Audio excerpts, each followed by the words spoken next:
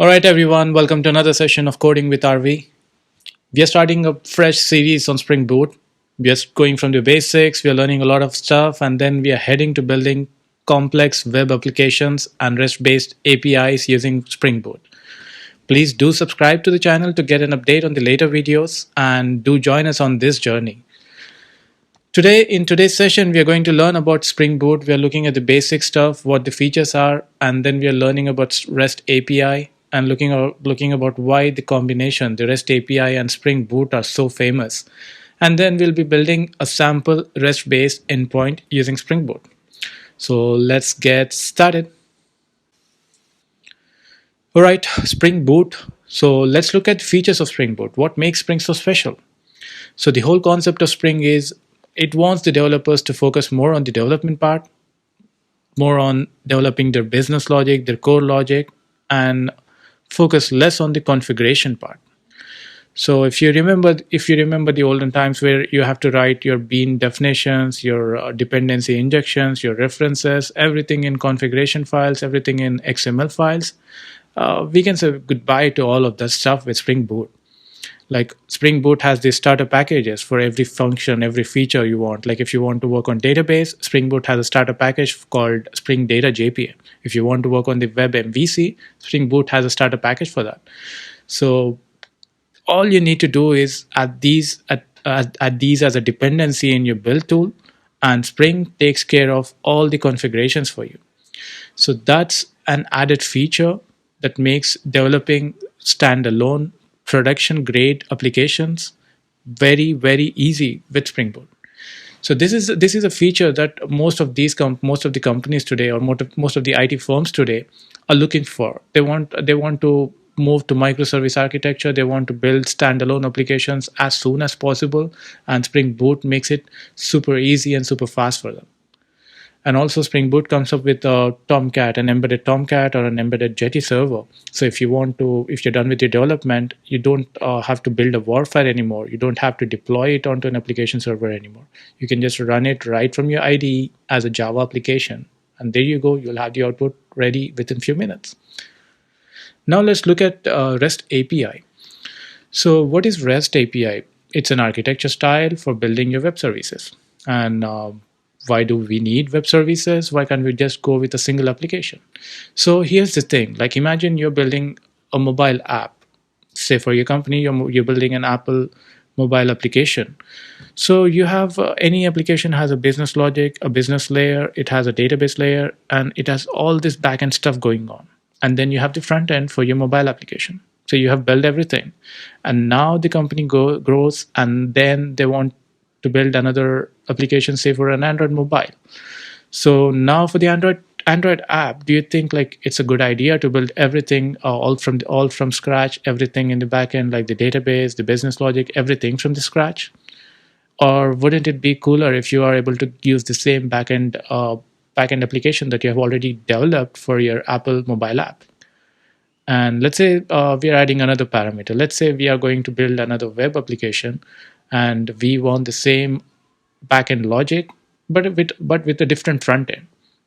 Wouldn't it be easy if the entire backend application was actually a REST-based web service application, and you have your endpoints exposed to all three of these: the mobile app, the Android application, and the web application, and all three can just make calls to these endpoints and consume them? So that's the whole feature, and that's the whole concept of REST based web services. And that's the whole reason why they are so famous. There are basically four HTTP methods that a REST API works with usually. Those are like get, post, put, and delete. Get HTTP method, we usually use this method when we want to request a specific resource from the endpoint. Say, for example, if you're looking for a student with a particular ID, or maybe an employee with from a particular location, you might use a get protocol, get HTTP method to make the call. And then we have post. So if you are registering for an application, saying as a new user, you give in a bunch of details and then you submit the application. So this is actually, we are creating an entity. We are defining an entity and we're sending it to the backend to save it to the database. So in such a situation, we would be using a post HTTP method. Then we have put HTTP method that's similar to post. The only difference is if you have an existing entity and you're just trying to update it, that's when we use a put HTTP method. And the thing with put is like if you're trying to update something and maybe you're not finding an entity, you might as well create one. Then as the name says, like delete is the most easy one. Like if you have to delete some entity, if you have to delete a resource, that's when you'll use a delete HTTP method. And then we have query params versus path params. Actually, I'll get into the application. Let's start doing some coding, and then I'll get back to the query params versus the path params. Okay, so let's get started with the practicals. So we are trying to build a Spring Boot application. So what better than go to google.com and start looking for Spring Initializer website. Spring Initializer is kind of a build tool that Spring Boot provides. Like here, you can pick all your configurations. Like if you have a build tool, like maybe Maven or maybe Gradle, you can make a selection here. Then for language, I'll be using Java today. And for Spring Boot, I'll leave the default configuration. And here, if you see, you can give your group ID, your artifact ID, your name, description, package. Yeah, let's start by giving the group ID com.rv, and let's give the project a name. Say, let's call it sample Spring REST API. And then we can pick the packaging. Let's use war packaging, and I'll use Java 8 version. And here's the main thing, we need to add some dependencies. So these are the starter packages Spring Boot provides. So today to develop a REST API, let's use web, the Spring Boot web starter package. And once we are done with all these selections, let's just let's just click on generate button and download the zip file.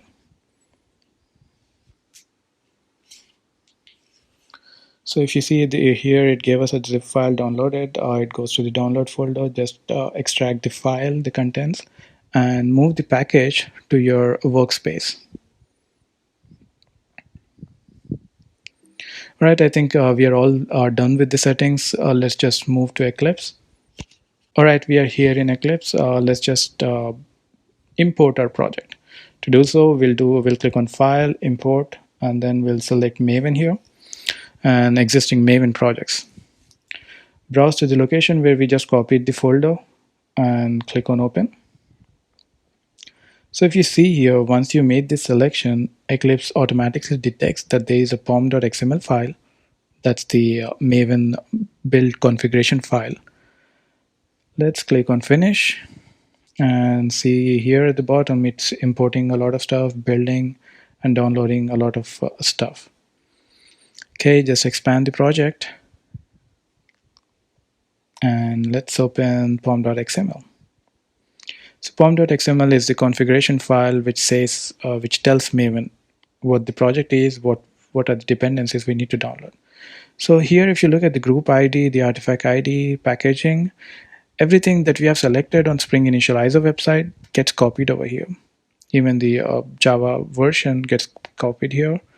And if you look at the dependencies, we have the Spring Boot starter package for web that we selected is moved over here. Okay, that's about the configuration. Let's move on to Java application. So here's the Java code. So since we are working on Spring Boot, let me introduce you to the most important annotation in the Spring Boot application, the Spring Boot application annotation. This is actually a group of multiple annotations. Like if you see, it says Spring Boot configuration, enable auto configuration, component scan, and a bunch of other stuff. So what just declaring this single annotation, we are actually telling the Spring container that this application is a Spring Boot application. Let's enable the auto configuration. So auto configuration is like if you are using a Spring Boot starter package in the dependency, it does all the configuration for required for a particular application based on the class path or the dependencies that we are selecting.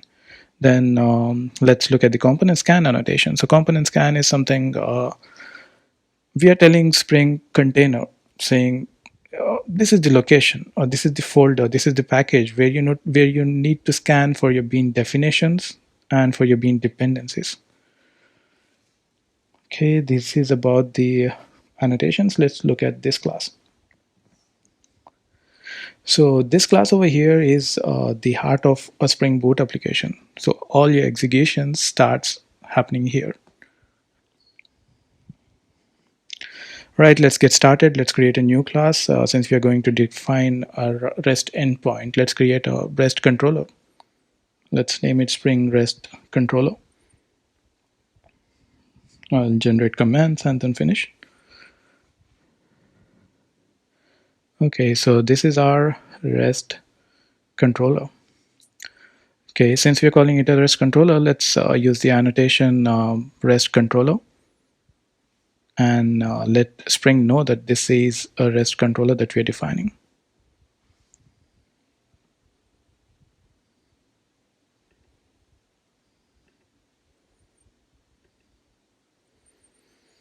Okay, there you go. And then let's create an endpoint method. Let's call it a get endpoint. Let's use get mapping for that, get mapping annotation for that. And let's define a URL, say hello mapper.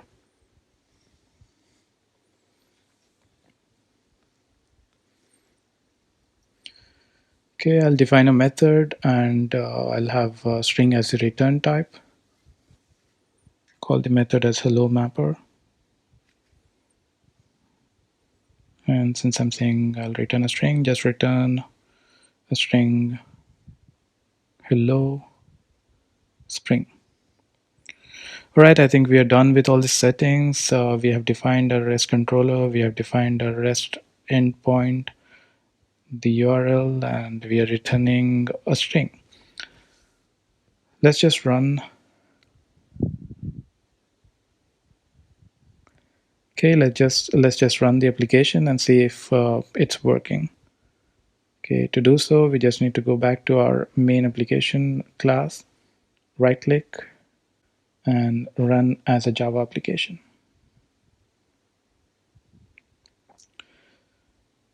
So if you see this triggered this to be run as a Spring Boot application, and if you see that's a Tomcat embedded server that the application is being deployed to on the port number 8080. Okay, let's go to Postman. So this is how a Postman looks. So Postman is a tool we use to test our REST endpoints. You can just download it online. And these are the different HTTP methods that a Postman supports. This is a get endpoint, so let's use get and type in the URL http localhost 8080 and let's use the URL. Let's look at the URL that we defined. Okay, we are saying hello mapper. Just copy it over there, paste it, hello mapper, and see if it works. And there you go, hello Spring. So whatever we are returning there is being returned as a response here. And this is our first REST endpoint. Now let's go back to the slides. So if you remember, there was something called query params and path params. So how many of you have noticed a URL when you're working on some applications? Say for example, you're looking at a Google search, the main thing that we do every day. So if you're doing a Google search, have you ever noticed that right after the URL, there's a question mark and there is a bunch of stuff that's being returned to the server. So these bunch of values that we are returning to the server are actually query params. So if you have multiple query params, we just use an ampersand sign and then we keep passing it. And let's look at what path params are. Path params, on the other hand, if you have looked at some applications, you might see that there's a URL and then there's slash and then there are a bunch of values that are being returned. So these are nothing but path params. So when do you need to use query params versus when do you need to use path params? So for example, if you're doing some filtering or if you're doing some sort, like you want to sort your results or do some pass some filter options back to the server, that's when we use query params. And for path params, like if you have to pick in a request for a specific resource from the server, for example, if you want a student with a particular ID or an employee with a particular location from a particular location, you use path params in that situation. So let's get back to our application and see how we can request query params from the endpoint. So in order to request for query params, the annotation that we're going to use is called resource. It's called request params.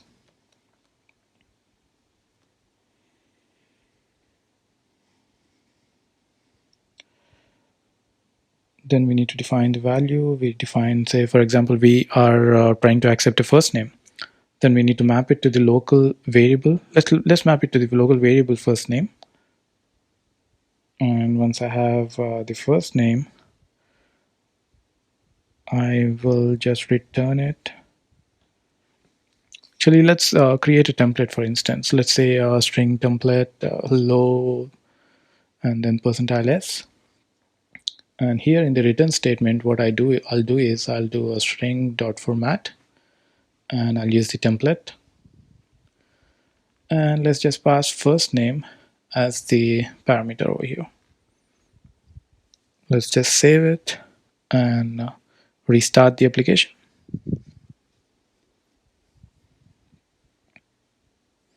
Okay, let's go to Postman and see if this works. All right, since the URL now expects parameters, this doesn't. Okay, let's try to pass in a parameter, question mark, first name equal to, let's call it spring, and send the request.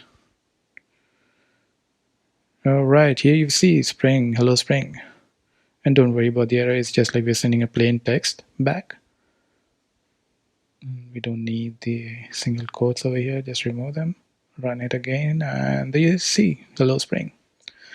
Okay, what if we need two query params? What if we want to pass two query params? Let's see, let's use another request param.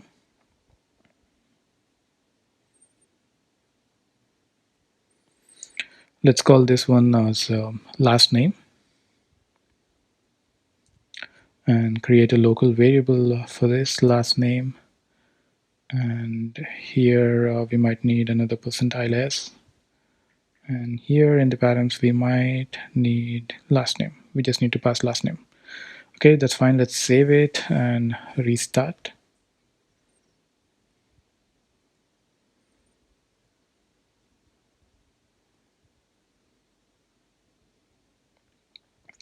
Okay, let's go back to Postman and see. Okay, let's use an ampersand and then say last name equal to world and send. All right, here you see hello spring world. Okay, this was about query params, but let's also see how we can define a get endpoint and accept path params. So let's create another method called hello path mapper,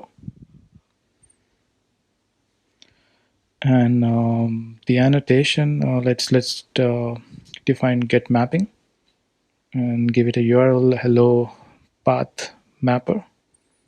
Okay, so if you see here, path params are actually part of your URL. So you have to include them up here in the URL.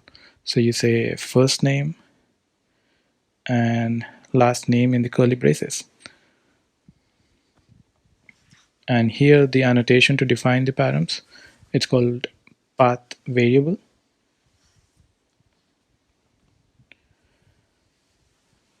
And let's give it a name, first name, define a local variable's first name, and let's have another one, path variable, define the value as last name. Let's have a local variable called last name. And here we can just copy this code over here because we're not doing much of a change in the business. We're just using a template, string template format, and send it back as a response.